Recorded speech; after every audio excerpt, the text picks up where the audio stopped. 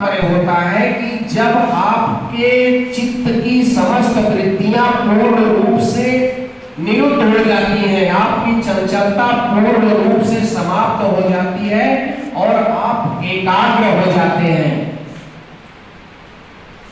ऐसी स्थिति जो आपको प्राप्त होती है वह समाधि की अवस्था होती है। दूसरी बात है कि योग क्या है? योग का मतलब जुड़ाव, जुड़ना, जीवात्मा का परमात्मा से जुड़ाव। आप तन से मन से दोनों के साथ उस परम तत्व का साक्षात्कार करते हैं और इसका माध्यम जो है योग होता है। इसमें प्राणायाम माध्यम होता है, कुछ आसन है माध्यम होते हैं जिनके द्वारा आपका सीधे उस परम तत्व से योग हो जाता है। आप अपने आप को समझ लेते हैं, अपने आप को जान लेते हैं, आप हैं क्या, वास्तव में आपकी वास्तविकता क्या है। इसको जानने के लिए योग की आवश्यकता है। इसके साथ साथ जो संयमन है, आप इंद्रियां और मन जब दोनों संयमित हो जाते हैं, पूर्ण रूप से नियंत्रित हो जाते हैं, जब तक इस प्रकार का नियंत्रण आपको नहीं प्राप्त होगा, आपके मन के अंदर चंचलता रहेगी, आपकी इंद्रियां आपके वश में नहीं रहेंगी, तो फिर योग का महत्व आप नहीं समझ पाएंगे। आप योग की अवस्था को प्राप्त ही नहीं कर सकते। इसलिए आपको योग की आवश्यकता है और योग करते हुए 21 जून को विश्व योग दिवस मनाने जा रही है। उसके उपलक्ष्य में विभिन्न स्थलों पर विभिन्न प्रकार के योग से संबंधित कार्यक्रम आयोजित किए जा रहे हैं।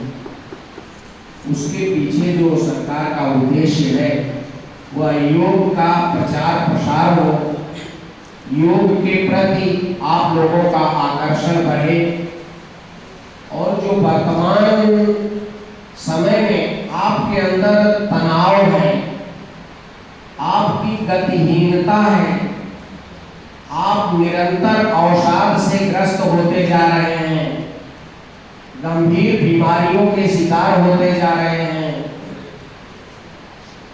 इन सभी परिस्थितियों में यदि आपने किसी भी माध्यम से, नवाचार के माध्यम से भी बताया गया, टेलीविजन पर आप आस्था चैनल के माध्यम से देख रहे हैं, मोबाइल में भी आप डाउनलोड कर ले रहे हैं, सुन रहे हैं, उसके आधार पर कार्य कर रहे हैं, विभिन्न प्रकार के वीडियो आप देख रहे हैं, उसके अनुसार आप योग करना सीख रहे हैं।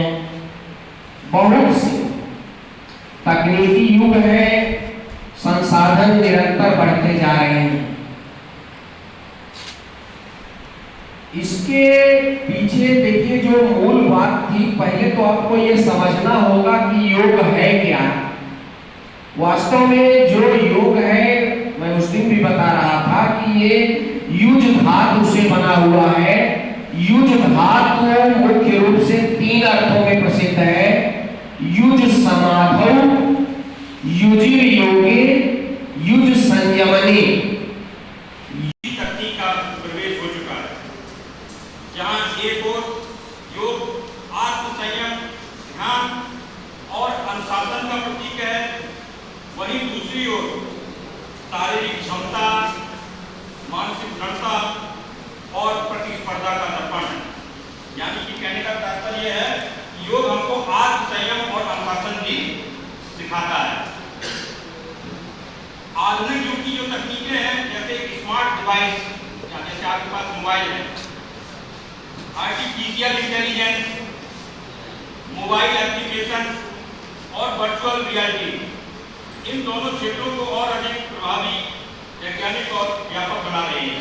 यानी कि ज़्यादा से ज़्यादा लोग कैसे जुड़े, तो तकनीकी तौर पर ये जैसे स्मार्ट डिवाइस है, आर्टिफिशियल इंटेलिजेंस है, मोबाइल एप्लीकेशन है और वर्चुअल रियलिटी है, ये सब जो है योग के क्षेत्र को और प्रभावी और वैज्ञानिक और व्यापकता प्रदान करती है, जिससे अधिक से अधिक लोग जुड़ सकें। जहाँ तक योग की बात है, योग सदियों से पारंपरिक पद्धति रहा है, लेकिन आज की पीढ़ी को इससे जोड़ने के लिए डिजिटल माध्यम अनिवार्य बन गया। जहाँ बात कर रहे थे अधिक से अधिक लोग जुड़े हैं, डिजिटल माध्यम आपके हर किसी के पास आज मोबाइल, सब चर्चा कर रहे थे मोबाइल में हमारा अधिक से अधिक समय